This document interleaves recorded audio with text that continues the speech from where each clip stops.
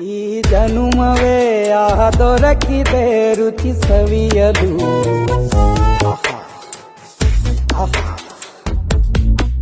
ಈ ಜಗವಿದೆ ನವರಸಗಳ ಉಣಬಡಿಸಲು. ಬಿಸಿ ಬಿಸಿ ಇದೆ, ಬಿಸಿ ಬಿಸಿ ಇದೆ ನಳಪಾಕ ದಿನ ದಿನ ನೂತನ.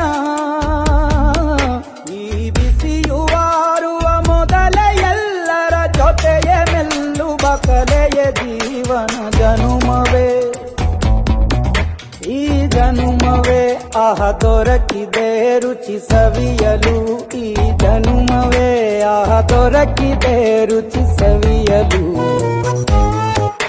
ಈ ಜಗವಿದೆ ನವರಸಗಳ ಉಣಬಡಿ